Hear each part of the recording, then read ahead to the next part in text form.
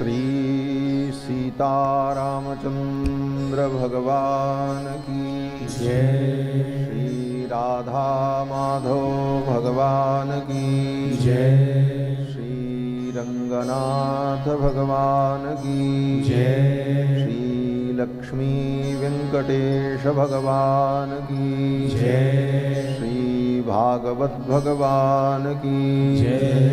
श्री सुखदेव जी महाराज की जय। श्री वेदव्यास भगवान की जय। श्री भाष्यकार रामानुज स्वामी जी महाराज की जय। सब संतन की जय। सब भक्तन की जय। गो माता की जय। सत्य सनातन धर्म की जय। अखंड भारत वर्ष की जय। जय जय श्री राधे श्याम।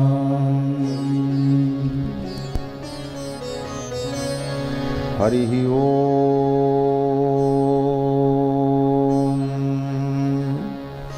तच्छंजोरावृणीमहे गातुं यज्ञाय गातुं यज्ञपतये दैवी स्वस्तिरस्तु नः स्वस्तिर्मानुषेभ्यः ऊर्ध्वं जिगातु भेषजं शन्नो अस्तु द्विपदे सं चतुष्पदे विश्वानि देव सवितर्दुरितानि पराशुभ जदभद्रं तन्न आशुभ सच्चिदानन्दरूपाय विश्वोत्पत्त्यादिहेतवे तापत्रयविनाशाय श्रीकृष्णाय वयं नुमः। वसुदेवसुतं देवं कंसचाणूरमर्दनं देवकी परमानन्दं कृष्णं वन्दे जगद्गुरुं। कृष्णाय वासुदेवाय हरये परमात्मने प्रणतक्लेशनाशाय गोविन्दाय नमो नमः। जन्माद्यस्य यतोऽन्वयादितरतश्चार्थेष्वभिज्ञस्वराट् तेने ब्रह्महृदाय आदिकवये मुह्यन्ति यत्सूरयः। तेजो वारिमृदां यथा विनिमयो यत्र त्रिसर्गो मृषा धाम्ना स्वेन सदा निरस्तकुहकं सत्यं परं धीमहि। निगमकल्पतरोर्गलितं फलं शुकमुखादमृतद्रवसंयुतं पिबत भागवतं रसमालयं मुहुरहो रसिका भुवि भावुकाः। यं प्रव्रजन्तमनुपेतमपेतकृत्यं द्वैपायनो विरहकातर आजुहाव पुत्रेति तन्मयतया तरवोऽभिनेदुस्तं सर्वभूतहृदयं मुनिमानतोऽस्मि। व्यासं वसिष्ठनप्तारं शक्तेः पौत्रमकल्मषं पराशरात्मजं वन्दे शुकतातं तपोनिधिं। व्यासाय विष्णुरूपाय व्यासरूपाय विष्णवे नमो वै ब्रह्मनिधये वासिष्ठाय नमो नमः। अचतुर्वदनो ब्रह्मा दिवाहुरपरो हरिः अभाललोचनः शम्भुर्भगवान् बादरायणः। यस्य स्मरणमात्रेण जन्मसंसारबन्धनात् विमुच्यते नमस्तस्मै विष्णवे प्रभविष्णवे। ऋक्यजुस्सामरूपाय वेदाहरणकर्मणे प्रणवोद्गीतवपुषे महास्वशिरसे नमः।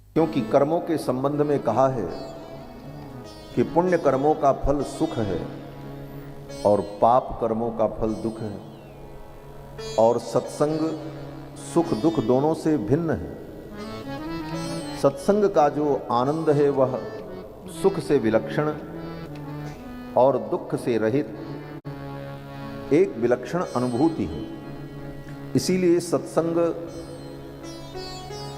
पुण्य कर्म का फल नहीं, अपितु सत्संग भगवान की कृपा का फल है। जब भगवान की कृपा होती है तो जीव को सत्संग की प्राप्ति होती है। ऐसा संयोग बनता है कि जीव सत्संग में जाता है और भगवान की महिमा को,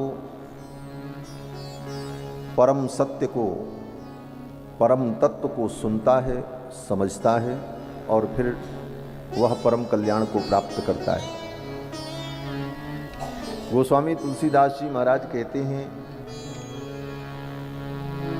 बिनु सत्संग विवेक न होई और राम कृपा बिनु सुलभ न सोई।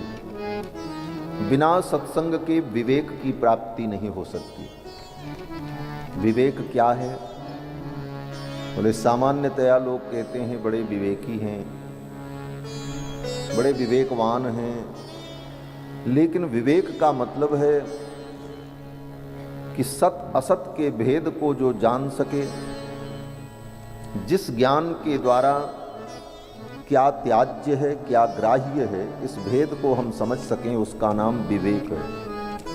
हमें क्या संग्रह करना है, क्या छोड़ना है, हमें क्या बटोरना है, क्या फेंकना है, क्या हमें प्राप्त करना है, क्या हमें छोड़ना है, यह ज्ञान ठीक ठीक हो जाए, इसका नाम विवेक है।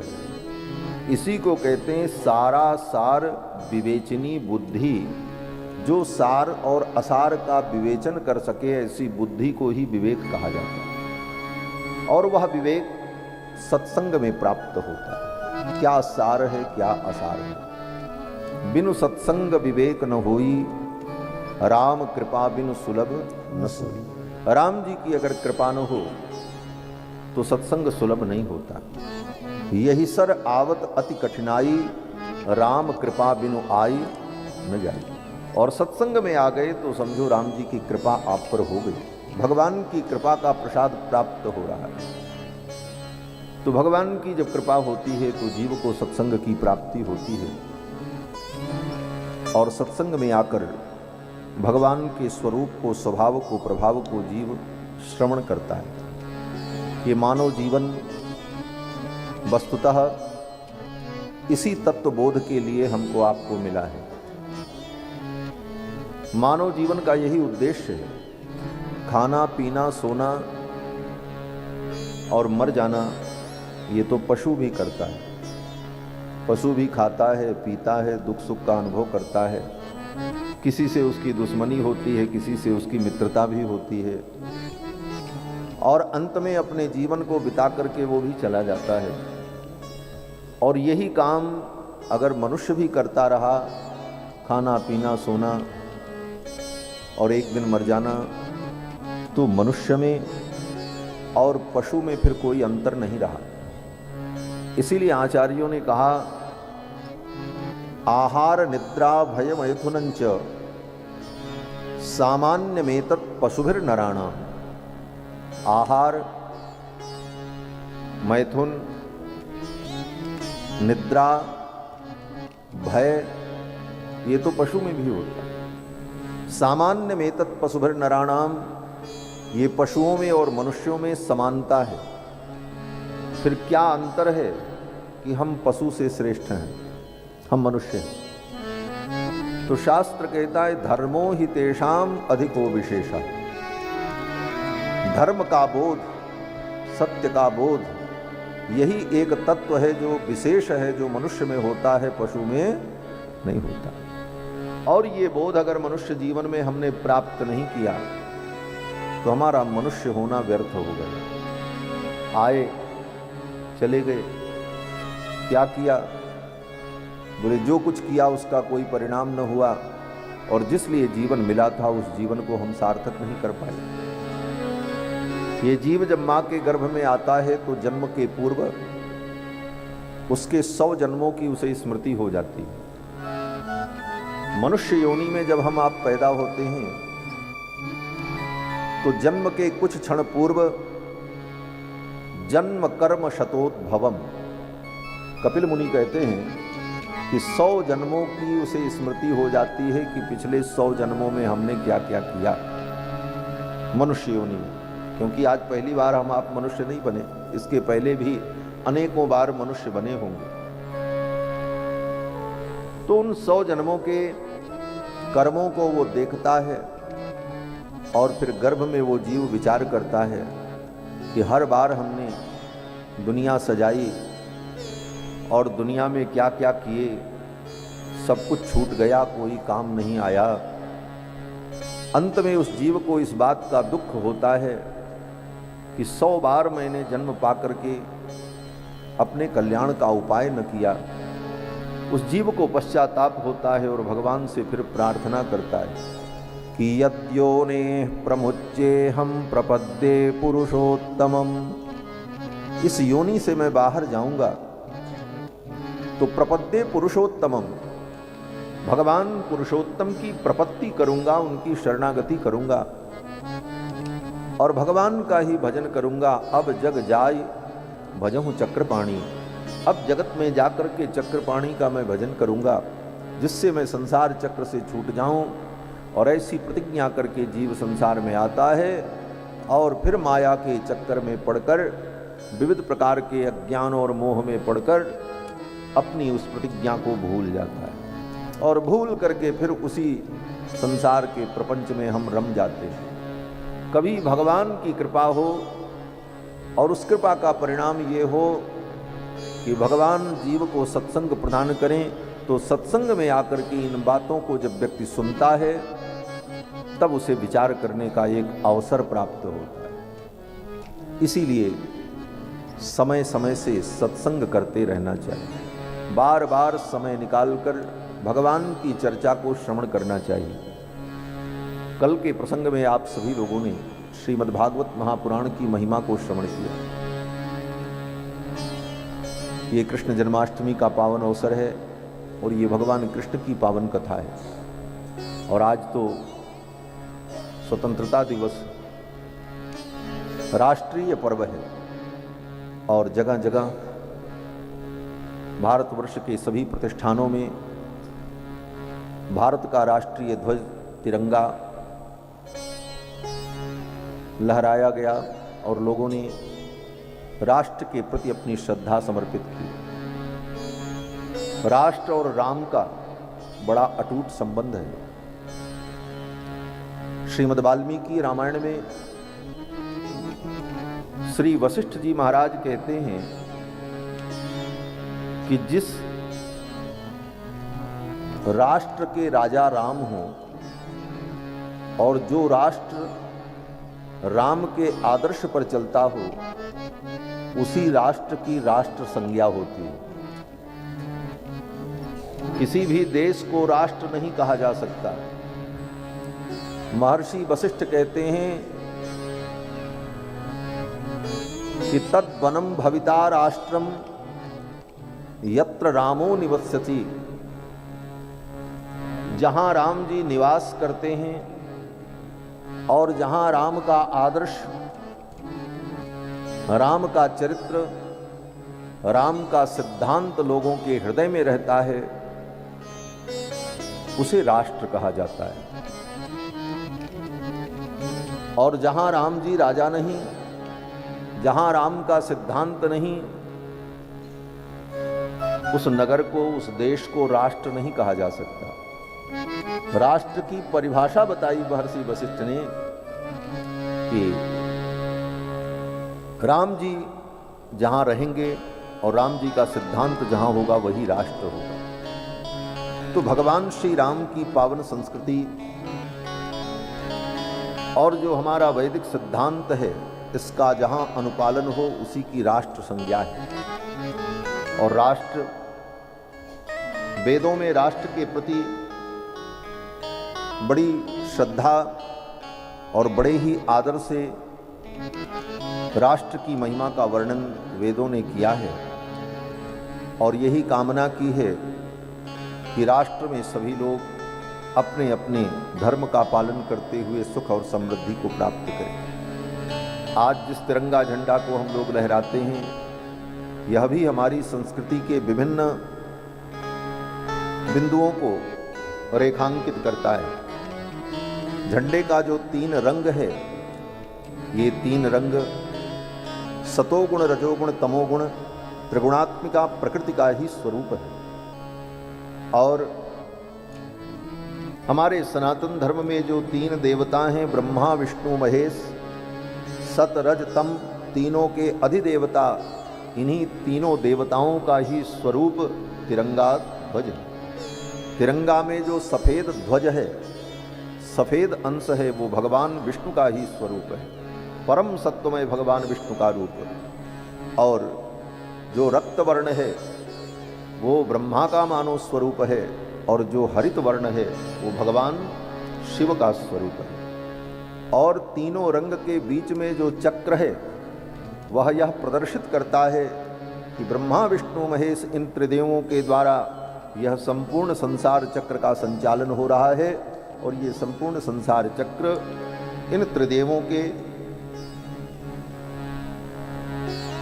अनुग्रह से और इनके प्रकाश से और इनके संबंध से यह संपूर्ण सृष्टि काल चक्र चल रहा है। यह ध्वज जब कल्पना की गई थी देश की आज़ादी के समय में, तो बड़े सोच समझ से महापुरुषों ने राष्ट्रीय ध्वज का यह स्वरूप प्रस्तुत किया, जो हमारी भारतीय संस्कृति का प्रतीक है और सनातन धर्म का प्रतीक है।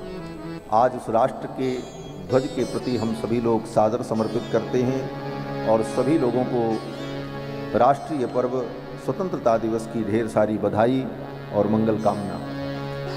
आज श्रीमद्भागवत महापुराण की पावन चर्चा हम सभी लोग श्रवण कर रहे हैं। कल के प्रसंग में आप लोगों ने श्रीमद्भागवत महापुराण के महात्म्य को श्रवण किया। इसकी महिमा क्या है, इसे सुनकर ज्ञान, वैराग्य, भक्ति तीनों स्वस्थ हो गए। धुंधकारी जैसे प्रेत को प्रेत योनि से मुक्ति की प्राप्ति हो गई। श्री वेदव्यास जी कहते हैं कि हे संसार के प्राणियों, इस असार संसार में इधर उधर मत भटको, क्षणार्धम क्षेमार्थम पिबत सुख गाथा तुलसुधाम। कुछ क्षण भी समय निकालकर इस सुख गाथा को, सुखदेव जी की इस गाथा को पियो। जहां भी कथा की बात आती है तो कथा सुनने की बात नहीं आती, कथा पीने की बात आती है। यहां पर वेदव्यास जी कहते हैं पिबत सुख गाथा तुलसुधाम। अमृत के समान जो ये है कृष्ण कथा सुधा, इसको पियो। फिर कहते हैं पिबत भागवतम रसमालयम, इस भागवत रस को पियो। ये कथा पीने की बात कही जाती है। कारण बोले पीने वाला व्यक्ति जब कुछ पीता है तो दूसरा काम नहीं कर सकता। देखते समय आप दूसरा काम कर सकते हैं, सुनते हुए दूसरा काम कर सकते हैं, चलते हुए भी कोई काम कर सकते हैं, लेकिन जिस समय आप कुछ पी रहे हो उस समय दूसरा काम नहीं कर सकते। पानी पीते समय, कोई तरल पदार्थ पीते समय आप कोई दूसरा कार्य करने लग जाएं, बोलने लग जाएं, कुछ कहने लग जाएं, तो वह पीना संभव नहीं होगा। उसी प्रकार श्रीमद् भागवत कथा को चुपचाप शांति पूर्वक पीना चाहिए, समस्त क्रियाओं को छोड़ करके। पिबत भागवतम रसमालय, इस रस को पियो।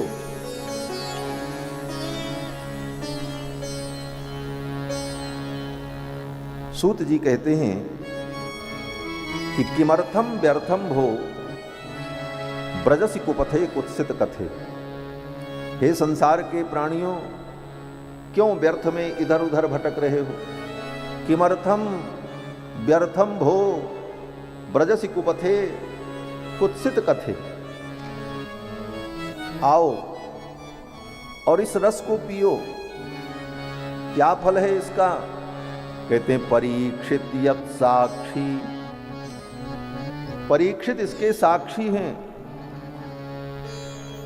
परीक्षित साक्षी यत् श्रवणगत मुक्त्युक्ति कथने।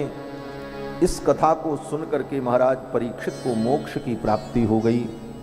ये मोक्ष को देने वाली, भव बंधन को मिटाने वाली कथा श्रीमद् भागवत महापुराण की पावन कथा है।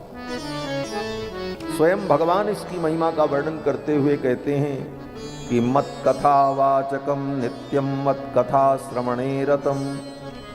जो मेरी कथा को सुनाता है, मत कथा वाचकम, और मत कथा श्रवणे रतम, और जो मेरी कथा को सुनता है, मत कथा प्रीति मनसम, जो मेरी कथा से प्रेम करता है, नाहम त्यक्षामि तम नरम, ऐसे पुरुष का मैं कभी त्याग नहीं करता। जो भगवान की कथा कहे और जो भगवान की कथा सुने और जो भगवान की कथा से प्रेम करे, भगवान उसका कभी त्याग नहीं करते, भगवान उसे अपना बना करके। तो हम भगवान के हो जाएं, इसका उपाय क्या है? बोले बार बार भगवान की पावन कथा श्रवण करते रहना। 12 स्कंद में 335 अध्याय में और 18,000 श्लोकों में यह ग्रंथ श्रीमद् भागवत महापुराण निबद्ध है। श्री वेदव्यास जी ने इसकी रचना की और समय आने पर श्री सुखदेव जी ने राजा परीक्षित को इस ग्रंथ का उपदेश किया है। नैमिषारण्य में 88,000 शौनकादि मुनियों को परम पौराणिक श्री सूत जी महाराज इस कथा का वर्णन करके सुनाते हैं। सर्वप्रथम ग्रंथ के प्रारंभ में सत्य स्वरूप भगवान का ध्यान किया। सत्यम परम धीमहि, उन परम सत्य का मैं ध्यान करता हूं। वो परम सत्य कौन है? तो कहते हैं जन्माद्यस्य यतः, जिससे ये संपूर्ण सृष्टि उत्पन्न हुई, जिसके द्वारा पालित हो रही है और अंत में ये संपूर्ण सृष्टि जिनमें विलीन हो जाती है, वे भगवान। जिन भगवान ने सृष्टि के प्रारंभ में ब्रह्मा के हृदय में चारों वेदों का ज्ञान प्रकट किया और जो अपने प्रकाश से स्वयं प्रकाशित हैं, धामना स्वेन सदा निरस्त कुहकम, जिन्होंने अपने प्रकाश से समस्त अंधकार और अज्ञान को तिरस्कृत कर दिया, ऐसे सत्य स्वरूप परमात्मा भगवान श्री कृष्ण का हम ध्यान करते हैं। सत्यम परम धीमहि। और फिर भागवत में जिस धर्म का वर्णन किया है उसकी प्रतिज्ञा करते हैं। कहते हैं कि भागवत में कपट रहित धर्म का वर्णन किया गया। धर्म के अंदर जो कपट है उस कपट को निकालकर शुद्ध धर्म का वर्णन भागवत महापुराण में वेदव्यास जी ने किया है। कपट क्या है? बोले लौकिक फल और संसार के भोग की प्राप्ति के लिए व्यक्ति जब धर्म करता है तो वह धर्म में कपट है। इसका उदाहरण, बोले एक छोटा सा उदाहरण, एक कोई महात्मा सन्यासी किसी गृहस्थ के घर भिक्षा मांगने गए। गृहिणी रोटी लेकर के आई और वो रोटी देने जा रही थी। आंगन में उसका बच्चा पालना में लेटा था। अपने बच्चे के सिर पर 2 बार रोटी को घुमाया और ले जाकर के बाबा की झोली में डाल दिया। बाबा हंसने लगे। बाबा ने कहा, अरे मैया, तूने 2 रोटी का दान किया एक सन्यासी को, उसमें भी तेरा इतना बड़ा स्वार्थ था कि तेरे बेटे की अलाय बलाय बाबा के पेट में चली जाए। धर्म में ये जो कपट है, हम शुद्ध भाव से कोई धर्म नहीं करते, सब में स्वार्थ देखते हैं, इसका फल क्या मिलेगा, इससे हमको कितना लाभ मिलेगा। वस्तुतः धर्म आत्मा का स्वरूप है। धर्म को स्वार्थ से रहित होकर कर्तव्य समझ करके हम पालन करें। भगवान के चरणों की भक्ति में भी हम यही स्वार्थ देखते हैं। हमने भगवान की इतनी पूजा की, इसके बदले में भगवान से हमको क्या क्या लेना है, क्या क्या मांगना। इसी कपट में जीवन बीत जाता है। धर्म के तत्व को जीव समझ ही नहीं पाता। धर्म किया क्यों जाए, धर्म का उद्देश्य क्या है। धर्म का उद्देश्य है अज्ञान की निवृत्ति। धर्म का उद्देश्य है जन्म जन्मांतर के कर्म बंधन की निवृत्ति। धर्म का उद्देश्य है परम तत्व परमात्मा की प्राप्ति। और धर्म का उद्देश्य है परम आनंद सच्चिदानंद में डूब जाना। ये धर्म का उद्देश्य है। और धर्म के इस उद्देश्य को भूलकर संसार की क्षुद्र वस्तुओं को प्राप्त करने के लिए, संसार के लौकिक सुख को पाने के लिए हम भटकते रहते हैं। और इस अज्ञान के कारण धर्म के वास्तविक स्वरूप को हम नहीं समझ पाते। इसी का परिणाम होता है कि बड़े बड़े ठग, बड़े बड़े धूर्त धर्म के नाम पर लोगों को ठगते रहते हैं। आओ ये चमत्कार दिखाएंगे, ये फायदा हो जाएगा।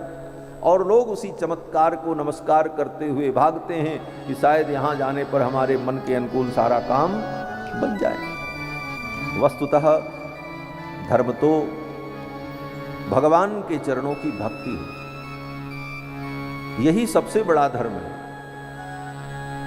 महाराज भीष्म पितामह जब बाण की सैया पर पड़े थे,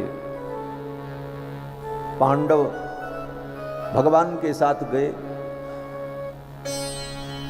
तो युधिष्ठिर ने, धर्मराज ने भीष्म पितामह से पूछा, पितामह आपने बहुत लंबा जीवन जिया है, दीर्घकालिक जीवन रहा है आपका, और आपने बड़े बड़े अनुभव किए, आप तत्वज्ञ हैं, धर्मज्ञ हैं। मैं आपसे एक विषय जानना चाहता हूं। क्या विषय? युधिष्ठिर ने कहा, मैं ये जानना चाहता हूं कि सब धर्मों में सर्वश्रेष्ठ धर्म क्या है। यही पूछा युधिष्ठिर ने। को धर्म सर्वधर्माणाम धर्मोऽधिकतमो मतः। समस्त धर्मों में सर्वश्रेष्ठ धर्म क्या है? और इस प्रश्न का उत्तर देते हुए पितामह ने कहा, एष मे सर्वधर्माणाम धर्मोऽधिकतमो मतः यद भक्त्या पुंडरीकाक्षम स्तवैरर्चेन नरः सदा। भगवान के चरणों की हम भक्ति करें, भगवान की स्तुति करें, भगवान की अर्चना करें, यह धर्म ही सबसे बड़ा धर्म है। इससे बड़ा कोई धर्म नहीं। ये भागवत धर्म है। भगवान के चरणों की भक्ति ये परम धर्म है। तो इस परम धर्म का वर्णन इस भागवत महापुराण में वेदव्यास जी ने किया है।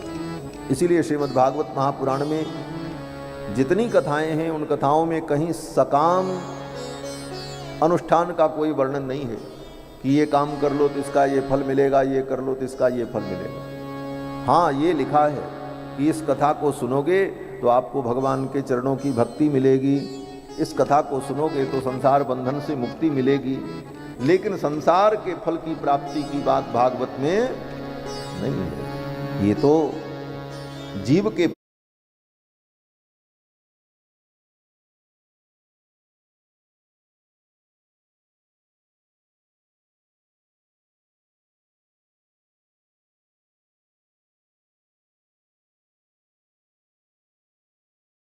परम कल्याण का ग्रंथ है श्रीमद् भागवत महापुराण।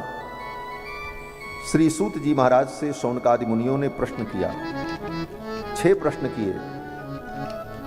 किम श्रेयः, परम श्रेय क्या है, परम कल्याण क्या है। दूसरा प्रश्न किया, शास्त्र सारः कः, समस्त शास्त्रों का सार क्या है। तीसरा प्रश्न किया, स्वावतार प्रयोजनम, भगवान के अवतार का प्रयोजन क्या है। और चौथा प्रश्न किया, किम कर्म, अवतार लेकर के भगवान कौन कौन से कर्म करते हैं, क्या क्या लीला करते हैं। और पांचवा प्रश्न किया केवताराश्च, भगवान के कितने अवतार हुए। और छठा प्रश्न किया शौनक जी ने सूत जी से कि धर्म कम शरणम गतः, धर्म किसकी शरण में रहता है, धर्म का आश्रय कौन है। और इन्हीं 6 प्रश्नों का उत्तर देते हुए सूत जी ने शौनकादि मुनियों को भागवत की कथा सुनाई। सर्वप्रथम भगवान नारायण को प्रणाम किया। नारायणं नमस्कृत्य नरं चैव नरोत्तमं देवीं सरस्वतीं व्यासं ततो जय मुदीरयेत्। और फिर श्री सूत जी महाराज कहते हैं कि सबसे बड़ा धर्म है सबई पुंसाम परो धर्मो यतो भक्तिरधोक्षजे, भगवान के चरणों की भक्ति यही सबसे बड़ा धर्म है, यही परम धर्म है। सबई पुंसाम परो धर्मो यतो भक्तिरधोक्षजे, अधोक्षज के चरणों में हमारी भक्ति हो। लेकिन वो भक्ति कैसी हो, ले उसकी 2 विशेषता बताई। अहैतुक्य प्रतिहता, अहैतुकी हो और अप्रतिहता हो। भगवान के चरणों की भक्ति ही परम धर्म है। और वो भक्ति कैसी हो, बोले अहैतुकी। अहैतुकी माने उस भक्ति का कोई हेतु न हो। हम इसलिए भक्ति न करें कि भगवान हमको रुपए दे देंगे, हम इसलिए भक्ति न करें कि भगवान हमको संतान देंगे, हम इसलिए भक्ति न करें कि भगवान हमको संसार का सुख देंगे। कोई हेतु नहीं, हेतु से रहित भक्ति अहैतुक की। और दूसरी विशेषता कैसी हो भक्ति की, बोले अप्रतिहता, जो रुकने वाली न हो। आज भक्ति शुरू हुई और 10 दिन बाद बंद हो गई, बोले ऐसी भक्ति नहीं। जो भक्ति एक बार जीवन में आए, पूरा जीवन ठाकुर की भक्ति में बीत जाए, ऐसी भक्ति अहैतुकी और अप्रतिहता। और भक्ति जब हेतुकी होती है, किसी हेतु से भगवान की भक्ति की जाती है, तो हेतु से की गई भक्ति जो होती है वो प्रतिहता हो जाती है, वो कुछ दिन बाद बंद हो जाती है। क्यों, बोले जिस काम के लिए हमने भक्ति किया था वो काम बन गया, तो फिर भगवान से क्या मतलब है, फिर अपनी दुनिया में रम गए। तो ऐसी भक्ति नहीं, अहैतुकी हो और अप्रतिहता हो, कोई हेतु न हो और उस भक्ति का बाध न हो, वो भक्ति रुकने वाली न हो, अनवरत अविच्छिन्न तैल धारावत स्मृति संतान के रूप में हो। अर्थात निरंतर भगवान का हम स्मरण करते रहें और भगवान के प्रेम में हमारा मन अनुरक्त रहे। ऐसी भक्ति जीवन में आ जाए तो उसका फल क्या है, कहते हैं ययात्मा संप्रसीदति, उस भक्ति से इस आत्मा को परम प्रसन्नता होती है और भगवान को भी परम प्रसन्नता होती है। भक्ति करने वाला भी प्रसन्न होता है और जिसकी भक्ति की गई वे भगवान भी प्रसन्न होते हैं। सूत जी कहते हैं इसको दूसरे ढंग से समझो। क्या समझें, बोले भक्ति क्या है, बोले प्रेम का नाम ही भक्ति है। किसी वस्तु से हम प्रेम करते हैं, इसका मतलब उस वस्तु की हम भक्ति करते हैं। प्रेम का नाम ही भक्ति है। लेकिन सभी प्रेम को भक्ति नहीं कहा जाता। अपने से श्रेष्ठ जनों के प्रति जो प्रेम होता है उसी को भक्ति कहा जाता है। प्रेम पिता अपने पुत्र से करता है, लेकिन ये नहीं कहा जाता कि पिता अपने बेटे की भक्ति कर रहा है। पिता अपने बेटे से प्रेम करता है तो कहते हैं पिता जो है अपने बेटे से प्रेम कर रहा है, लेकिन अपने बेटे की भक्ति कर रहा है ये नहीं कहा जाता। लेकिन वही बेटा अपने पिता से प्रेम करता है तो कहा जाता है ये बच्चा जो है पितृभक्त है, अपने पिता का भक्त है। क्यों, बोले वो प्रेम बड़ों के प्रति, बड़ों के प्रति, श्रेष्ठ के प्रति जो प्रेम है उसी का नाम भक्ति है। महनीय विषये प्रीति ही भक्ति ही। श्री वेदांत देशिक स्वामी जी महाराज कहते हैं कि महनीय के विषय में जो प्रीति है उसका नाम भक्ति है। किंतु भगवान से जो हम प्रेम करें इसी का नाम भक्ति है। और भक्ति, नारद जी ने भक्ति सूत्र में इसकी जो व्याख्या की है, प्रेमैव कार्यम प्रेमैव कार्यम प्रेमैव कार्यम। नारद जी कहते हैं भगवान से प्रेम करो प्रेम करो प्रेम करो, यही भक्ति है। प्रेम का ही दूसरा नाम भक्ति है। अब भक्ति शब्द जो है ये स्त्रीलिंग है, तो इसको दूसरे ढंग से समझाते हुए कहते हैं कि भक्ति मानो एक देवी है, एक स्त्री है। और अभी कथा में महात्म्य में आपने सुना ही कि भक्ति देवी नारद जी को मिली थी, स्त्री रूप में ही मिली थी। तो ये भक्ति मानो आपकी बेटी है, ये भक्ति आपके हृदय में पैदा हुई। तो जैसे बेटी पैदा होती है तो बेटी को हम क्या करते हैं, बोले किसी योग्य वर के साथ उसका विवाह कर देते हैं। पहले उसको पालते हैं, उसको योग्य बनाते हैं, फिर किसी योग्य वर के साथ उस बेटी का हम ब्याह कर देते हैं। उसी प्रकार ये प्रेम लक्षणा भक्ति, प्रेमा भक्ति आपके हृदय में उत्पन्न हुई। इस भक्ति को, इस कन्या को आप ब्याह दो। बोले किससे ब्याह दें, बोले भगवान से इसका ब्याह कर दो। वासुदेवे भगवती भक्ति योग प्रयोजितः, भगवान वासुदेव से अपनी इस भक्ति रूपी कन्या को जोड़ दो, ग्रंथि बंधन कर दो, गठबंधन कर दो। परिणाम क्या होगा, बोले कन्या का जब विवाह हो जाता है तो कन्या संतान को जन्म देती है। विवाह के बाद ही तो संतान पैदा होती है। कन्या का विवाह किया तो फल क्या होगा, बोले कन्या संतान को जन्म देगी। अपनी इस भक्ति रूपी कन्या का तुमने भगवान से अगर विवाह कर दिया तो ये भी 2 बेटों को जन्म देगी। इसके 2 पुत्र पैदा होंगे भक्ति के। एक पुत्र का नाम ज्ञान होगा और एक पुत्र का नाम वैराग्य होगा। कल की कथा में ये विषय आया था। भक्ति के पुत्र का नाम ज्ञान और वैराग्य। ज्ञान वैराग्य तब उत्पन्न होगा जब भक्ति का ब्याह भगवान से करोगे। भक्ति का ब्याह हमने भगवान से किया ही नहीं, संसार ही से प्रेम करते रहे, संसार की भक्ति करते रहे। संसार की भक्ति, धन की भक्ति, भोग की भक्ति, संसार में ही हमारा प्रेम लगा रहा, वह प्रेम भगवान से नहीं जुड़ा, इसलिए ज्ञान वैराग्य रूपी पुत्र उत्पन्न नहीं हुई। भक्ति का विवाह भगवान से हो जाए तो कहते हैं जनयत्यासु वैराग्यम ज्ञानम च यद हैतुकम। फिर तो वो भक्ति 2 पुत्रों को जन्म देती है। कितने दिनों बाद जन्म देती है, बोले सामान्यतया संसार में तो 9-10 महीने बाद संतान पैदा होती है। लेकिन वेदव्यास जी कहते हैं भक्ति का विवाह अगर तुमने भगवान से कर दिया तो जनयत्याशु, अति शीघ्र ये पुत्र को जन्म देगी। ज्ञान वैराग्य तुरंत पैदा होंगे, विलंब नहीं होगा। और इसी ज्ञान वैराग्य को पाने के लिए ही तो श्रीमद् भागवत महापुराण, ज्ञान वैराग्य को उत्पन्न करने के लिए। हमारे जीवन में ज्ञान और वैराग्य उत्पन्न नहीं हो, विडंबना यही है। और ज्ञान वैराग्य उत्पन्न न होने के कारण हम बार बार दुख का अनुभव करते रहते। ज्ञान और वैराग्य ये भक्ति के पुत्र हैं। सूत जी कहते हैं, हे मुनियों, सारे धर्म कर्मों का फल भगवान के चरणों की भक्ति है।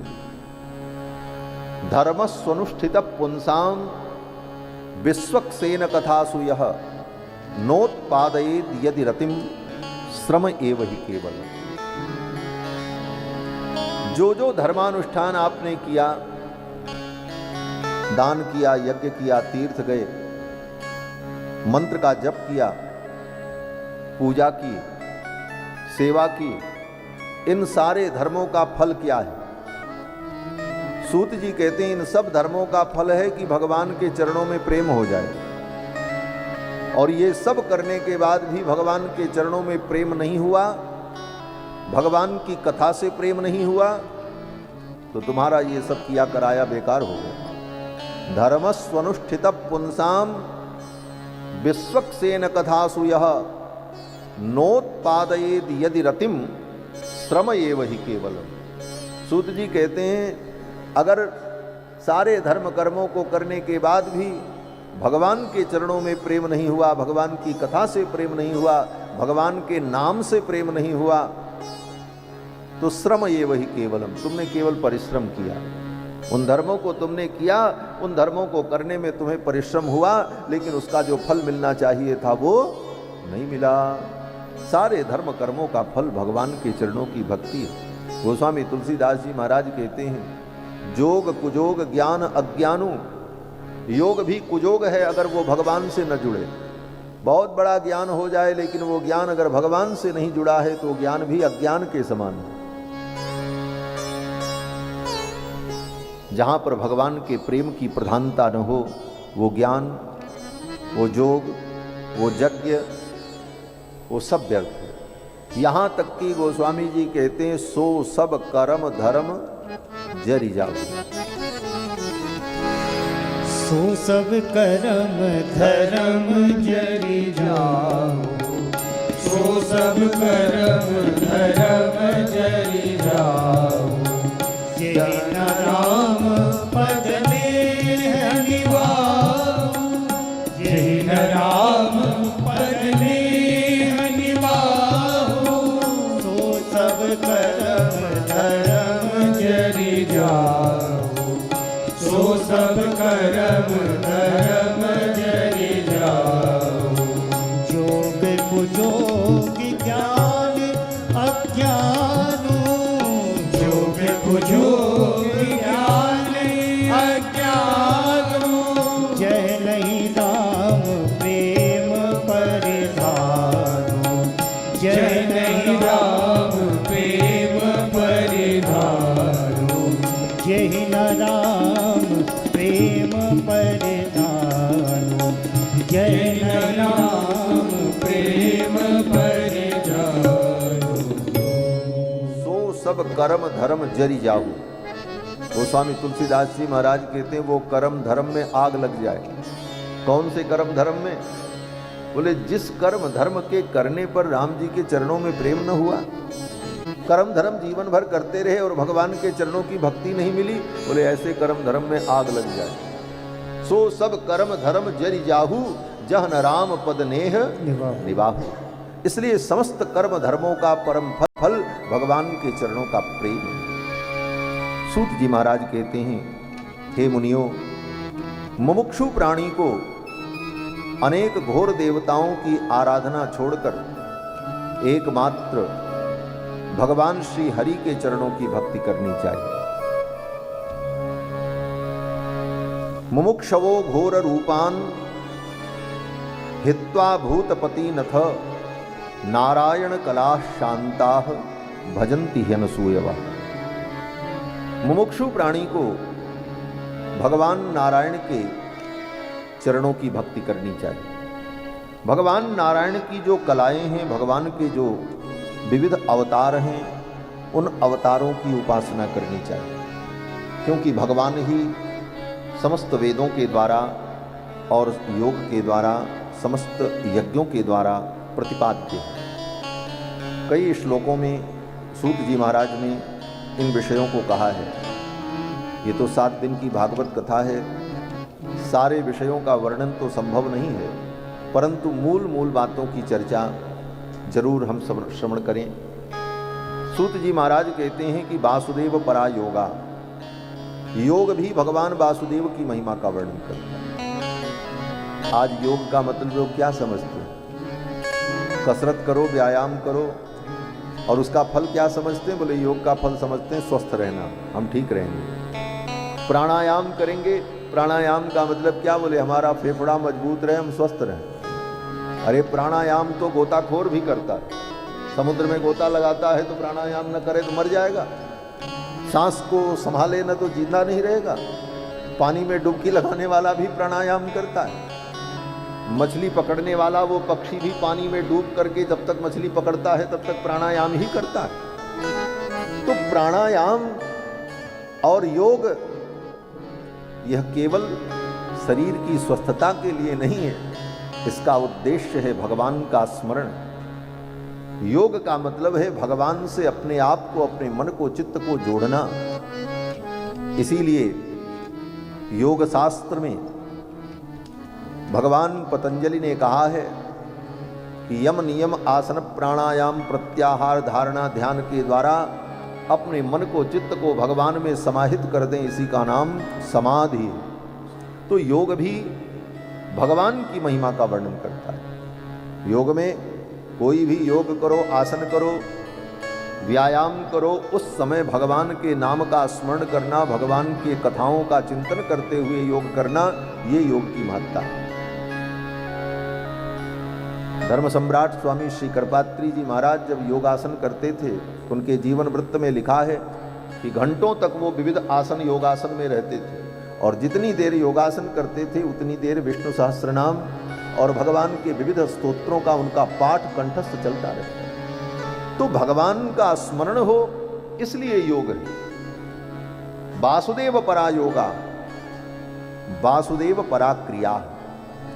जितनी क्रियाएं हैं यज्ञ आदि की क्रियाएं, वह भी भगवान वासुदेव के लिए ही है, उन्हीं की महिमा का वर्णन करने के लिए। वासुदेव परो धर्मो वासुदेव परागति ही, भगवान वासुदेव ही परम धर्म है और भगवान वासुदेव ही परम गति है। आगे श्री सूत जी महाराज कहते हैं कि भगवान नारायण जो समस्त अवतारों के मूल हैं, एतन नानावताराणाम निधानम बीजमव्ययम, वे भगवान नारायण ही अनेक अवतार ग्रहण करते हैं। भगवान नारायण के अनेक अवतार हैं, लेकिन उन अवतारों में जो प्रमुख हैं उन अवतारों का संक्षिप्त वर्णन यहाँ पर सूत जी महाराज ने किया।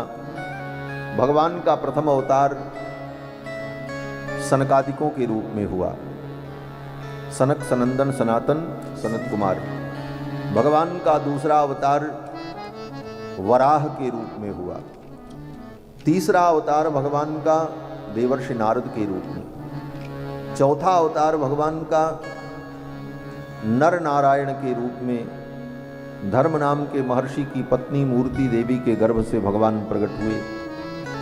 और पांचवा अवतार भगवान का कपिल मुनि के रूप में हुआ। छठवां अवतार भगवान का दत्तात्रेय के रूप में हुआ। सातवां अवतार भगवान का यज्ञ नारायण के रूप में हुआ। आठवां अवतार भगवान का ऋषभ देव के रूप में, जिनको जैन धर्म के लोगों ने अपना आदि तीर्थंकर माना। नौवां अवतार भगवान का पृथु के रूप में हुआ, जिन्होंने इस धरती को सुव्यवस्थित किया, भगवान पृथु, और उन्हीं के कारण इसका नाम पृथ्वी पड़ा। धरती को उन्होंने सुव्यवस्थित किया, पृथु जी ने, इसीलिए इसका नाम पृथ्वी पड़ा। 10वां अवतार भगवान का मछली के रूप में हुआ, मत्स्यावतार। 11वां अवतार भगवान का कच्छप के रूप में हुआ। समुद्र मंथन में जब मंदराचल पर्वत डूबने लगा तो भगवान ने कच्छप रूप धारण करके अपनी पीठ पर मंदराचल पर्वत को धारण किया। और वहीं समुद्र मंथन के प्रसंग में ही भगवान का 12वां अवतार हुआ, धन्वंतरि के रूप में। अमृत कलश लेकर के भगवान प्रकट हुए। और वहीं समुद्र मंथन में ही भगवान का 13वां अवतार भी हुआ। अमृत कलश लेकर के जब भगवान प्रकट हुए तो दैत्यों ने छीन लिया, लेकर के भागे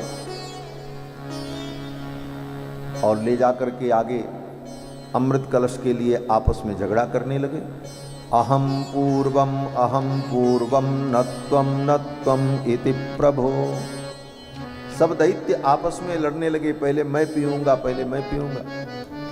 भगवान ने देखा ये दैत्य अमृत पी लेंगे तो ये तो अमर हो जाएंगे, फिर तो ये सारे संसार को दुख देते रहेंगे, इसलिए ये अमृत न पी सकें।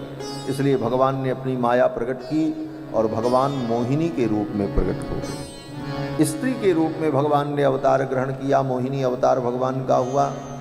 और अपनी माया से भगवान ने उन दैत्यों को मोहित करके अमृत कलश उनके हाथ से ले लिया और छल पूर्वक माया पूर्वक भगवान ने वो अमृत देवताओं को पिला दिया। ये भगवान का 13वां अवतार। और 14वां अवतार भगवान का नरसिंह के रूप में हुआ। भक्त प्रहलाद की रक्षा के लिए भगवान खंबे से प्रकट हुए और हिरण्यकश्यपु का वध किया, भक्त प्रहलाद की रक्षा की। 15वां अवतार भगवान का वामन के रूप में हुआ, पंचदशम वामनकम। और वामन के रूप में अवतरित होकर भगवान ने 3 पग पृथ्वी की याचना में राजा बलि का सर्वस्व ले लिया। ये वामन भगवान का अवतार 15वां अवतार। और 16वां अवतार भगवान का परशुराम जी के रूप में हुआ। परशुराम जी के रूप में अवतरित होकर भगवान ने दुष्ट क्षत्रियों का संहार करके, दुष्ट राजाओं का संहार करके धर्म की स्थापना की। और 17वां अवतार भगवान का वेदव्यास जी के रूप में हुआ। वेदव्यास के रूप में अवतार लेकर भगवान ने वेदों के रहस्य को, वेदों के तत्व को 18 पुराण और महाभारत के रूप में प्रकट किया। और 18वां अवतार भगवान का अयोध्या में श्री राम रूप में हुआ। नरदेवत्वमापन्न सुर कार्य चिकीर्षया, देवताओं के कार्य का संपादन करने के लिए भगवान अयोध्या में प्रकट हुए राम रूप में। और राम रूप में ही नहीं, ये रामावतार एक अवतार माना जाता है। या एसी कम करो, रोज बताना न पड़े। तो ये रामावतार एक अवतार माना जाता है, परंतु इस अवतार में भगवान 4 रूपों में प्रकट हुए। राम, लक्ष्मण, भरत, शत्रुघ्न, चारों भगवान के ही स्वरूप हैं। महर्षि वाल्मीकि लिखते हैं कि कृत्वात्मानं चतुर्विधम। जब राम जी के प्राकट्य का समय आया, दशरथ जी ने यज्ञ किया। देवता लोग उस यज्ञ में आए और देवताओं ने प्रार्थना की, रावण के आतंक से हमें मुक्ति कैसे मिलेगी। तो भगवान उन देवताओं के बीच में प्रकट हो गए। अपने गरुड़ पर बैठ करके भगवान आए और भगवान ने उन देवताओं से कहा, चिंता मत करो, मैं 4 रूपों में प्रकट होने जा रहा हूँ। कृत्वात्मानं चतुर्विधम, आत्मानं चतुर्विधम कृत्वा, अपने आप को मैं 4 रूपों में प्रकट करूंगा। देवताओं ने कहा, कहाँ प्रकट करेंगे? भगवान ने कहा, पितरम रोचयामास तदा दशरथम नृपम। राजा दशरथ को मैं अपना पिता बनाने जा रहा हूँ। ये यज्ञ कर रहे हैं पुत्र प्राप्ति के लिए, बस मैं इनका बेटा बन जाता हूँ। और भगवान 4 रूपों में प्रकट हुए, राम, लक्ष्मण, भरत, शत्रुघ्न। ये भगवान का 18वां अवतार। और 19वां अवतार भगवान का श्री बलराम जी के रूप में भगवान शंकरषण। और 20वां अवतार भगवान का श्री कृष्ण के रूप में हुआ। 21वां अवतार भगवान का बुद्धावतार, भगवान बुद्ध। श्री सूत जी महाराज कहते हैं, ततः कलौ संप्रवृत्ते सम्मोहाय सुरद्विषाम। भगवान के जितने अवतार हैं, उन अवतारों का प्रयोजन है, किस कार्य के लिए भगवान अवतरित हुए। जैसे वेदव्यास जी का अवतार क्यों हुआ, तो कहते हैं, चक्रे वेद तरो शाखा दृष्ट्वा पुंसोल्प मेधसा। कलयुग में जो पुरुष होंगे, प्राणी मनुष्य, अल्प मेधसा, इनकी बुद्धि बहुत कम हो जाएगी, याददाश्त क्षमताएं घट जाएंगी।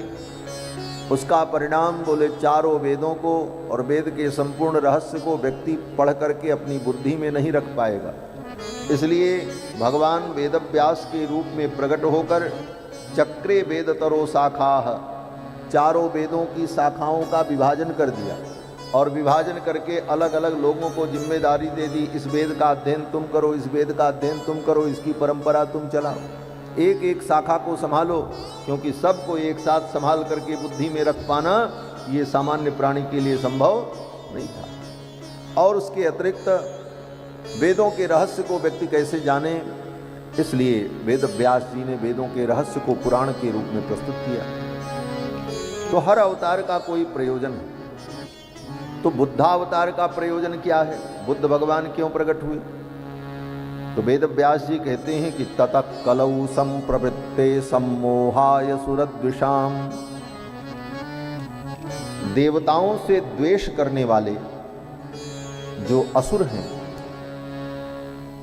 असुर केवल वही नहीं होते जिनके स्वरूप का वर्णन शास्त्रों में है और हमारे आपके दिमाग में वो बात रहती कि असुर बड़े भयानक होते हैं, बड़े बड़े दांत होते हैं, बड़ी बड़ी सींग होती है, बड़े क्रूर होते हैं।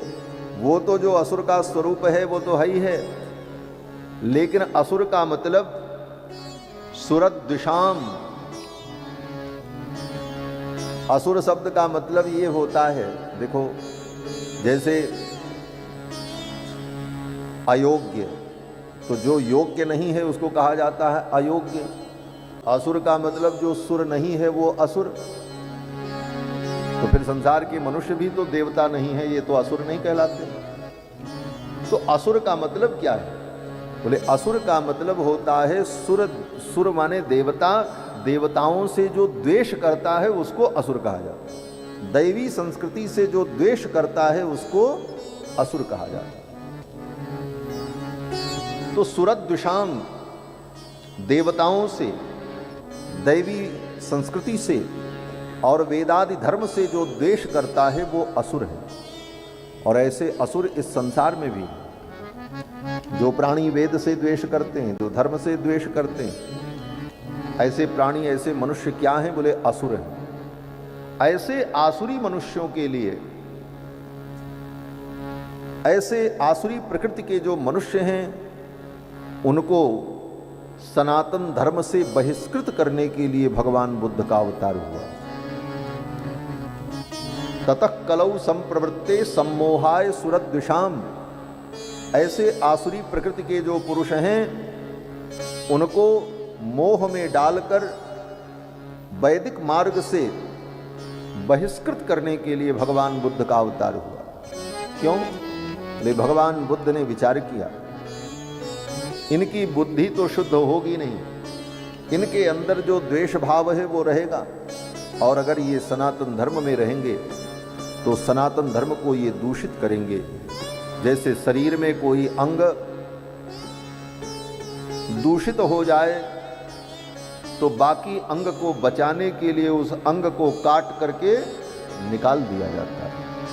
इसीलिए ऐसे आसुरी प्रकृति के जो प्राणी सनातन धर्म में रहेंगे तो सनातन धर्म में भी दोष उत्पन्न होगा, इसलिए इनको बाहर किया जाए। तो भगवान बुद्ध के रूप में अवतरित होकर भगवान ने ऐसा प्रवचन सुनाया लोगों को। बुद्ध का प्रवचन ऐसा हुआ कि उस प्रवचन को सुन करके जितने आसुरी प्रकृति के प्राणी थे उन्होंने कहा, अरे ये सनातन धर्म तो बेकार है। ऐसा मोह में डाला भगवान बुद्ध ने उनको कि उनको लगा, अरे ये सनातन धर्म बेकार है, इन कर्मकांड यज्ञ यागादि का कोई फल नहीं है, ये सब तो पंडितों का कमाने का धंधा है।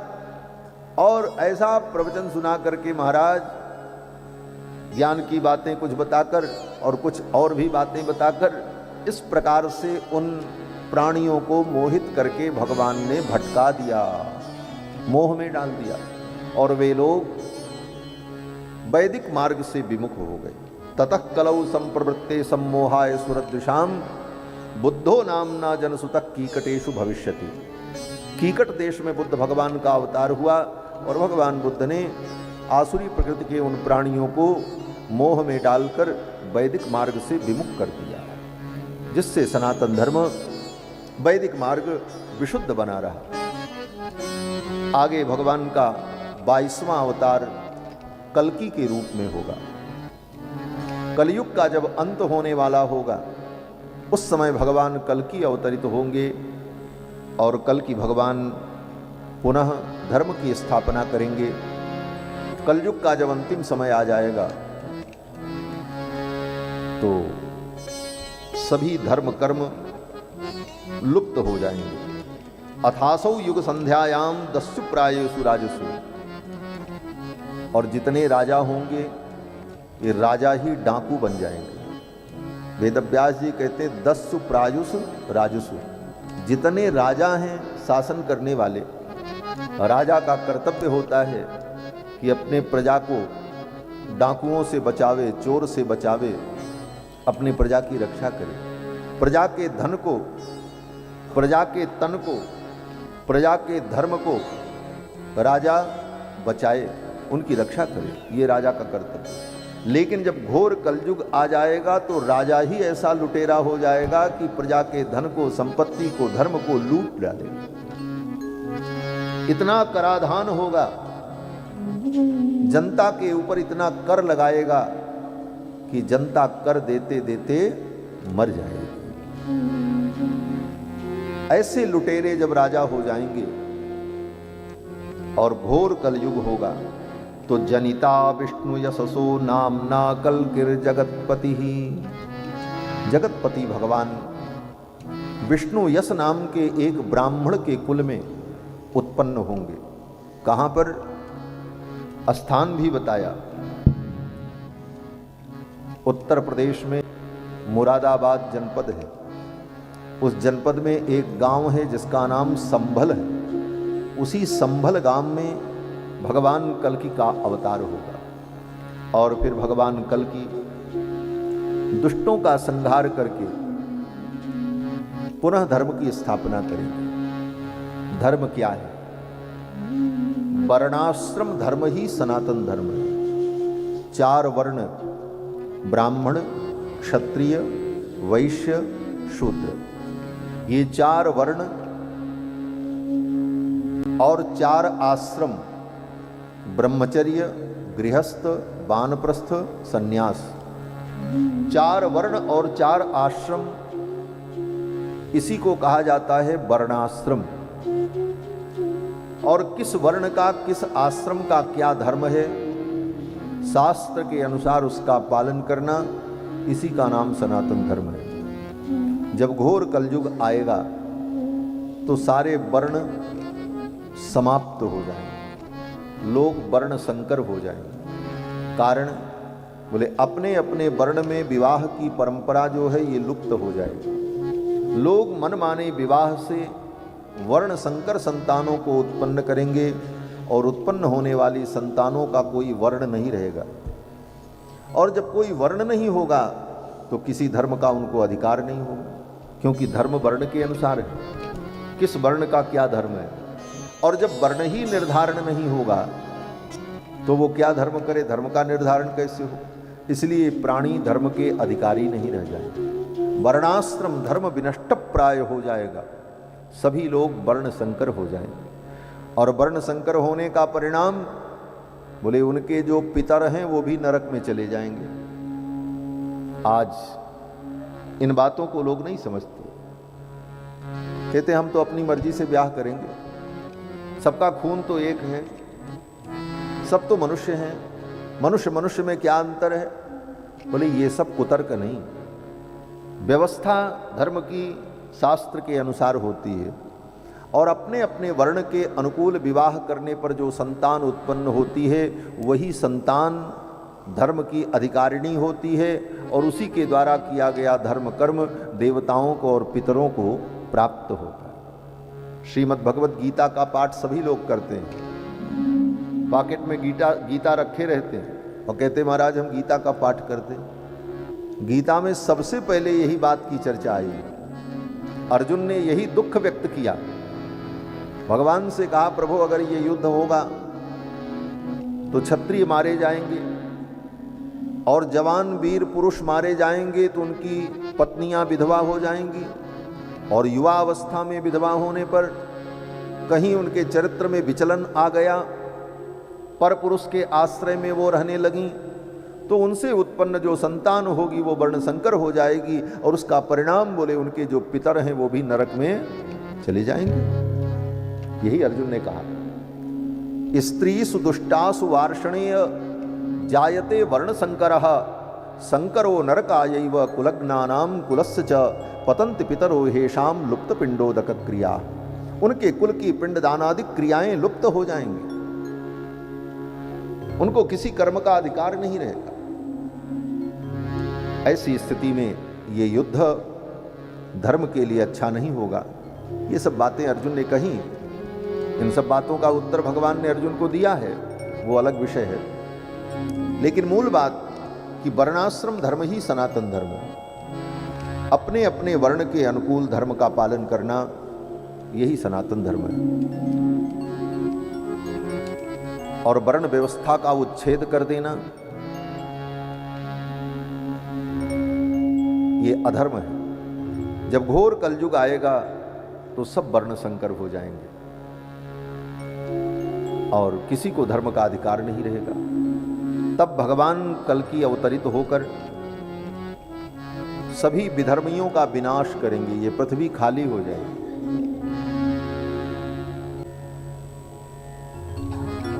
मनुष्यों की संख्या समाप्त प्राय हो जाएगी। फिर मनुष्य कहां से आएंगे? तो भगवान ने शुद्ध मनुष्यों का बीज सुरक्षित रखा। कहां पर? बोले हिमालय में एक गांव है जिसका नाम है कलापक ग्राम। उस कलापक ग्राम में ब्राह्मण, क्षत्रिय, वैश्य, शूद्र चारों वर्ण के लोग अपने अपने धर्म का पालन करते हुए निवास करते हैं और वहां देवताओं का आना जाना लगा रहता है। संसार के मनुष्यों से उस गांव का कोई संबंध नहीं है, नहीं तो ये संसार की बीमारी, ये संसार का अज्ञान वहां भी पहुंच जाए। वहां भगवान ने चारों वर्ण के लोगों को सुरक्षित रखा है। जब कलयुग समाप्त होगा, दुष्टों का संहार करने के बाद उसी कलापक ग्राम से विद्वान ब्राह्मणों को, वीर क्षत्रियों को और बड़े बड़े धर्मात्मा वैश्यों को और बड़े बड़े सेवा परायण श्रद्धावान शूद्रों को ला करके भगवान चारों वर्णों की स्थापना करेंगे और फिर से सनातन धर्म, वर्णाश्रम धर्म प्रारंभ होगा और वहीं से सतयुग प्रारंभ होगा। वहीं से सतयुग की शुरुआत होगी और कलयुग समाप्त हो जाएगा। फिर लोग अपने अपने धर्म का पालन करते हुए रहेंगे, वहीं से सतयुग शुरू होगा। इस प्रकार भगवान के 22 अवतार का वर्णन श्री सूत जी महाराज ने संक्षेप में किया और इन्हीं अवतारों का वर्णन भागवत में प्रसंग में यत्र तत्र भगवान के इन्हीं अवतारों का वर्णन और लीलाओं का वर्णन वेदव्यास जी ने किया है। इसके पश्चात सर्वप्रथम वेदव्यास जी के अवतार का वर्णन करते हैं कि द्वापर के अंत में और कलयुग के प्रारंभ में द्वापरे समनुप्राप्ते तृतीये युग पर्यये जातः पराशराद योगी वासव्याम कलया हरे।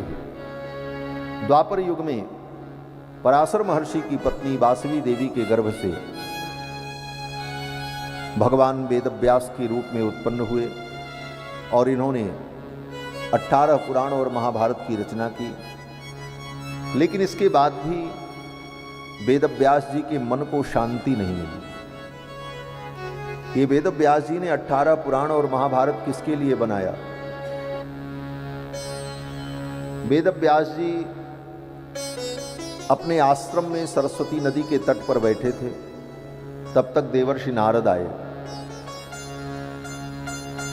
व्यास जी का आश्रम बद्रिकाश्रम में, बद्रीनाथ भगवान के मंदिर से आगे माना गांव की ओर जब चलो तो सरस्वती नदी के तट पर व्यास जी की गुफा है, वहीं पर व्यास जी का निवास। व्यास जी अपनी कुटिया में बैठे थे, देवर्षि नारद आए।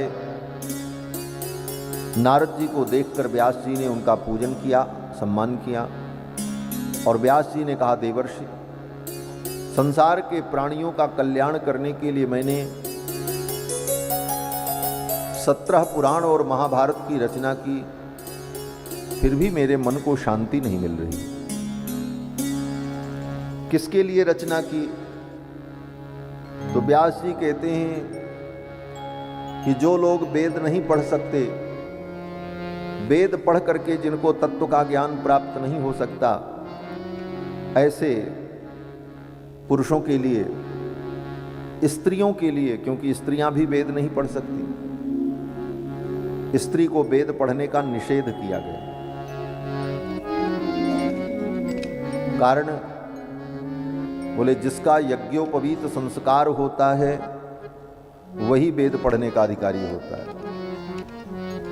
ब्राह्मण का ही बालक हो लेकिन अगर उसका यज्ञोपवीत नहीं हुआ है तो वेद पढ़ने का अधिकारी नहीं होता। ब्राह्मण की स्त्री हो, ब्राह्मणी हो, लेकिन वो वेद नहीं पढ़ सकती क्योंकि स्त्री का यज्ञोपवीत नहीं होता। तो स्त्री का यज्ञोपवीत न होने के कारण वेदाध्ययन का अधिकार नहीं है। और चतुर्थ वर्ण जो शूद्र हैं उनका भी यज्ञोपवीत संस्कार विधान नहीं होता। शास्त्र में उनके लिए यज्ञोपवीत संस्कार की विधि नहीं, इसलिए वो भी वेद नहीं पढ़ सकते। तो ये दो लोग, स्त्री और शूद्र, जो वेद नहीं पढ़ सकते, इनका कल्याण कैसे हो, इनको वेदों का ज्ञान कैसे प्राप्त हो। तो इनके ऊपर कृपा करके वेद व्यास जी ने 17 पुराण और महाभारत की रचना की।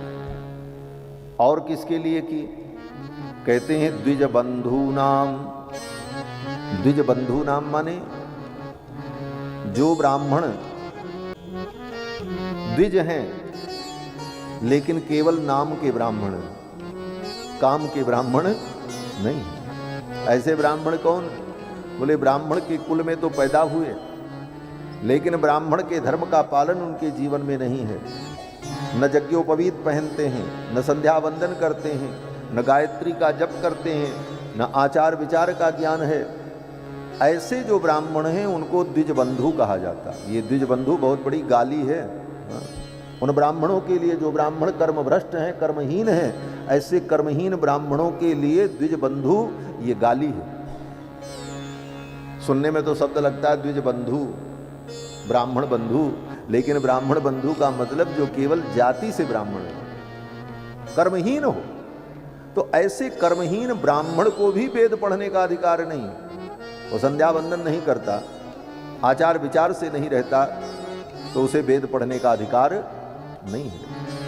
तो ऐसे लोगों का कल्याण कैसे हो?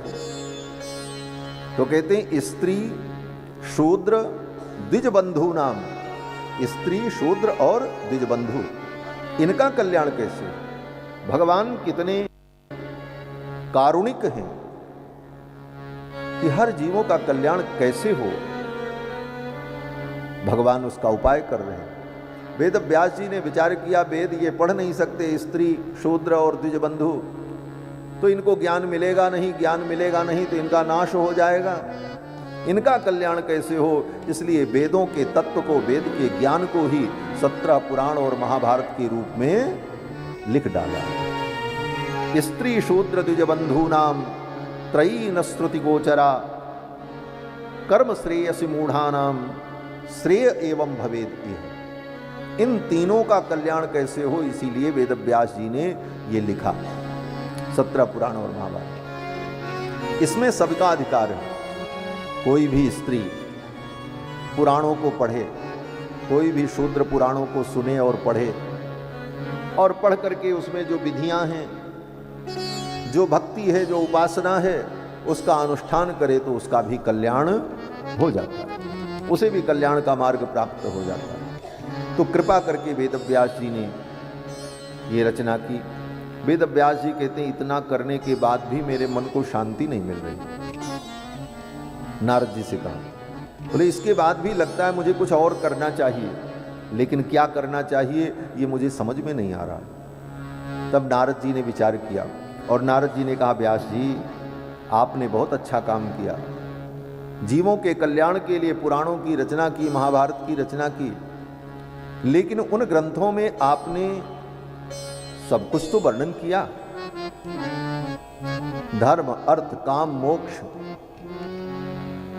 और इन सब की प्राप्ति का साधन, सब विषयों का वर्णन आपने इन ग्रंथों में किया, लेकिन समस्त धर्मों के फल जो भगवान हैं, उन भगवान की महिमा का वर्णन आपने नहीं किया।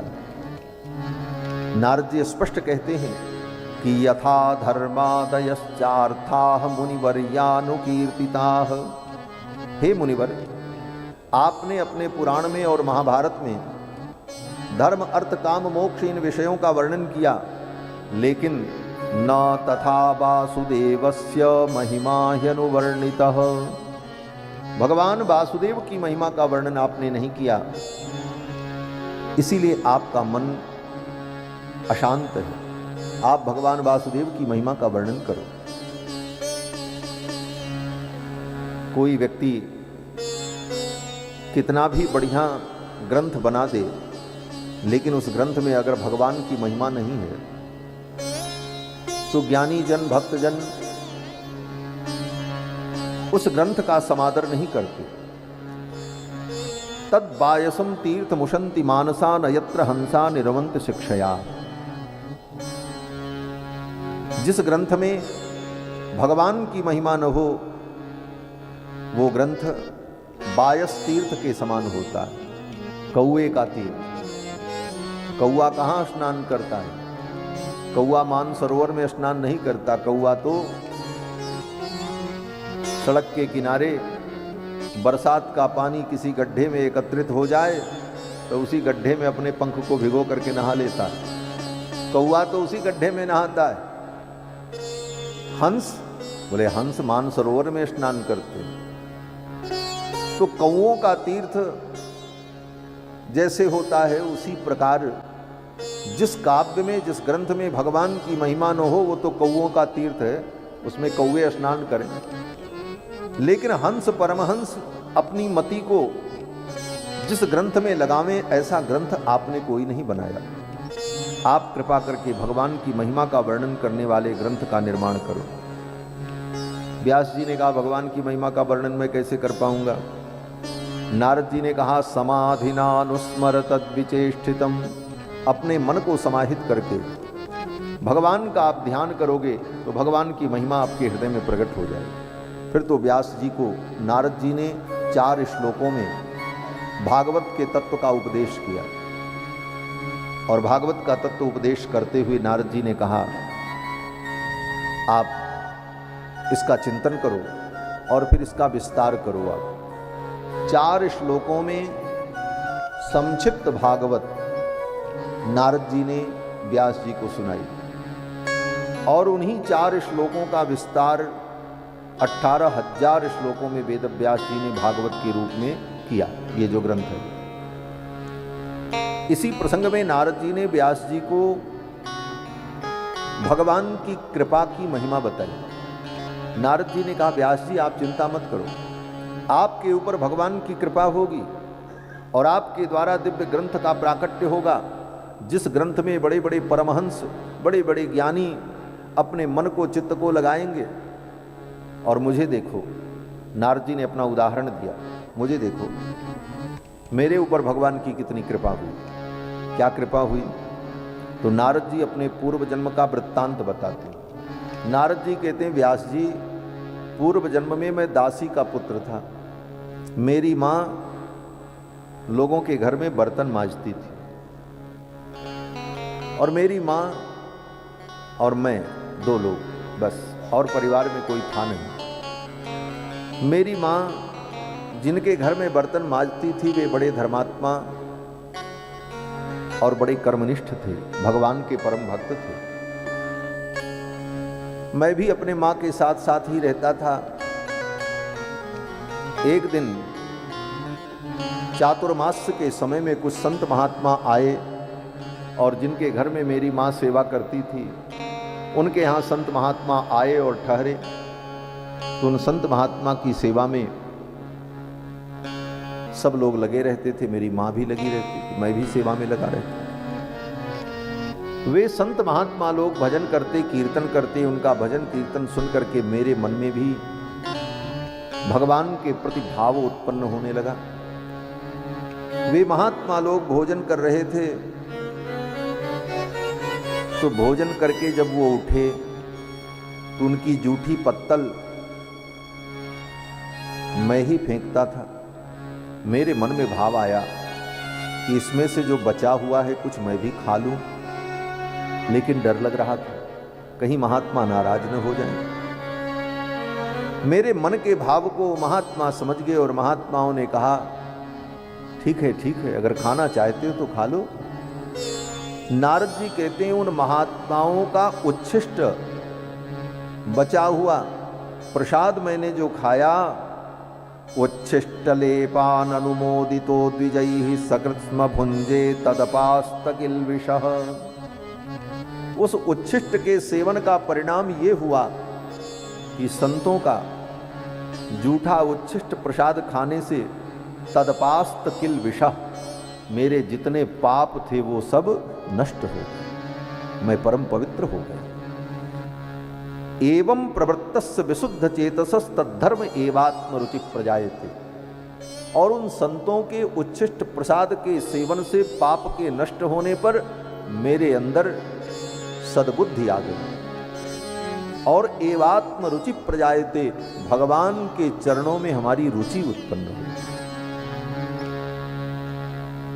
जूठा खाना ये पाप है, लेकिन जूठा खाना पुण्य भी है। अपवित्र व्यक्ति का, अयोग्य व्यक्ति का, अनधिकारी व्यक्ति का उच्छिष्ट खाना पाप है, लेकिन कोई महात्मा, ज्ञानी, महापुरुष, संत हैं, भगवान के परम भक्त हैं, उनका उच्छिष्ट प्रसाद अगर मिल जाए तो बुद्धि शुद्ध हो जाती है, बुद्धि पवित्र हो जाती है। नारद जी कहते हैं कि उन महात्मा के उच्छिष्ट प्रसाद के सेवन से हमारी बुद्धि शुद्ध हो गई। अब तो हमारा मन भगवान के चरणों में लग गया। वो कथा वर्णन करते, भगवान की चर्चा करते तो मैं वहीं दूर बैठ करके सुनता और मुझे आनंद की प्राप्ति होती। एक दिन उन महात्माओं ने मेरे ऊपर बड़ी कृपा की। क्या कृपा की? बोले महात्मा ने बुलाया। उन महात्माओं की जमात में जो महंत जी थे, जो बड़े महाराज थे, मुख्य थे, उन्होंने हमको बुलाया। बोले बेटा इधर आओ। डरते डरते मैं उनके पास गया। उन्होंने कहा बेटा मैं तुमको मंत्र दीक्षा देना चाहता हूं। नारद जी कहते हैं मेरे मन की बात वो समझ गए और मुझे बुला करके मंत्र दीक्षा दे दी। क्या देख करके दीक्षा दे दी और क्या देख करके दीक्षा देना चाहिए, आज के समय के लिए भी विचारणीय है। आजकल लोग दीक्षा देने में भी देखते हैं पैसे वाला है कि गरीब है। पैसे वाला है तो इसको चेला बना लो, ये बाबाओं का धंधा है। महाराज आज भी कोई बहुत बड़ा पैसे वाला हो तो इसको चेला बना लो, काम आएगा। बोले ये मानक नहीं है। क्या मानक है? नारद जी कहते हैं उन्होंने बुला करके मुझे मंत्र दीक्षा दी, लेकिन क्यों दिया? कहते हैं तस्यैवं मेनुरक्तस्य, मेरा अनुराग था उन महात्माओं के चरणों में, इसलिए बुला करके दीक्षा। दूसरी विशेषता बोले प्रसृतस्य, मैं उनके आश्रित था। हतैनसः, मेरे पाप नष्ट हो चुके थे। उन महात्माओं के उच्छिष्ट प्रसाद सेवन से हमारा पाप नष्ट हो गया था। और बोले श्रद्धानस्य, उनके चरणों में हमारी श्रद्धा थी। उस श्रद्धा को देखकर बालस्य, मैं बालक था, अबोध था, मुझे बोध प्रदान करने के लिए उन्होंने दीक्षा दी।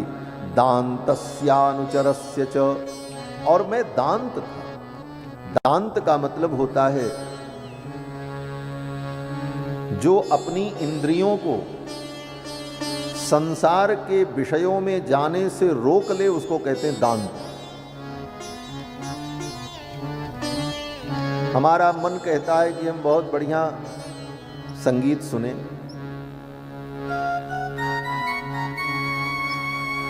लेकिन हम अपने मन को रोक लें। हमारा मन कहता है अमुक वस्तु खाएं, बड़ी स्वादिष्ट वस्तु है, लेकिन अपने मन पर हमने नियंत्रण कर लिया। तो इंद्रियां जो विषयों की ओर जाना चाहती हैं, उन विषयों की ओर जाने से अपने इंद्रियों को रोक लेना, इसी गुण का नाम है दांत। जो ऐसे गुण से युक्त हो उसे दांत कहते हैं। इसी को कहा जाता है दम। दम माने क्या? बोले दम यही है कि तुम अपनी आंख को, अपने कान को, अपनी नाक को, अपने मुख को, अपनी इंद्रियों को विषयों में जाने से रोक लो तो तुम दमदार व्यक्ति हो। यही दम है। और दम जिसके अंदर हो उसी को कहते हैं दांत। और शम, सम माने बोले मन को विषयों में जाने से रोक ले, उसका नाम है शम। इंद्रियां दो प्रकार की होती हैं, एक बाह्य एक आभ्यंतर। ये बाहर की इंद्रियां जो हैं ये विषयों में जाती हैं, लेकिन मन के द्वारा भेजी जाती हैं। मन कहता है कि हम ये खाएं तभी तो आप खाएंगे, जीभ को स्वाद तब मिलेगा जब मन कहेगा। तो भीतर की इंद्री पहले काम शुरू करती है, फिर बाहर की इंद्रियां विषयों में जाती हैं। तो मन को हम शांत कर लें, मन जो है सम से युक्त हो जाए तो उसी को कहते हैं शांत। सम माने अपने मन पर नियंत्रण कर लेने का नाम सम है, और अपनी बाहर की इंद्रियों पर नियंत्रण कर लेने का नाम दम है। इसी को कहते हैं शम और दम। मन को नियंत्रित कर लिया, इसका नाम सम, और बाहर की इंद्रियों को नियंत्रित कर लिया, इसका नाम दम। और सम दम से जो युक्त हो उसी को कहते हैं शांत दांत। जिसका मन नियंत्रित हो गया वो शांत रहेगा। इसीलिए लोग कहते बड़े शांति से बैठे हैं। शांत का मतलब केवल चुपचाप बैठना ही नहीं होता। शांत का मतलब हमारा मन कहीं बाहर न जाए, इसका नाम शांति है। तो शांत का मतलब जिसने अपने मन को नियंत्रित कर लिया वो शांत, और जिसने अपनी बाहर की इंद्रियों को विषयों में जाने से नियंत्रित कर लिया वो दांत। नारद जी कहते हैं मैं शांत और दांत था।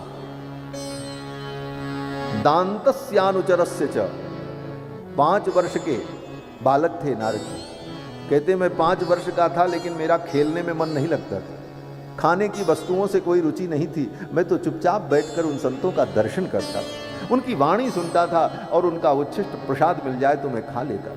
मेरे इस स्वभाव को देखकर उन महात्मा ने बुला करके मुझे मंत्रोपदेश कर दिया। बोले ये तो अधिकारी है, इसके अंदर शांति है, इसके अंदर दांति है, इसके अंदर श्रद्धा है, और इसके पाप नष्ट हो चुके हैं। यह सोचकर उन महात्माओं ने मुझे उपदेश दे दिया। क्या मंत्र दिया? बोले नमो भगवते तुभ्यं वासुदेवाय धीमहि प्रद्युम्नायानिरुद्धाय नमः संकर्षणाय च। इसी मंत्र का उपदेश कर दिया। इस मंत्र में भगवान के चतुर्व्यूह का वर्णन है। नमो भगवते तुभ्यं वासुदेवाय, वासुदेव, और फिर प्रद्युम्नाय, अनिरुद्धाय, और नमः संकर्षणाय च, संकर्षण। ये 4 भगवान के व्यूह हैं, वासुदेव, संकर्षण, प्रद्युम्न, अनिरुद्ध। और ये चारों व्यूह जब एक साथ अवतार के रूप में आते हैं तो वह अवतार परिपूर्णावतार होता है। इसीलिए परिपूर्णावतार 2 अवतार हैं, एक रामावतार और दूसरा कृष्णावतार। रामावतार में ये चारों व्यूह 4 भाई के रूप में है, राम, लक्ष्मण, भरत, शत्रुघ्न। राम जी कौन है? बोले वासुदेव। लक्ष्मण कौन है? बोले संकर्षण। भरत जी कौन है? प्रद्युम्न। और शत्रुघ्न जी कौन है? अनिरुद्ध।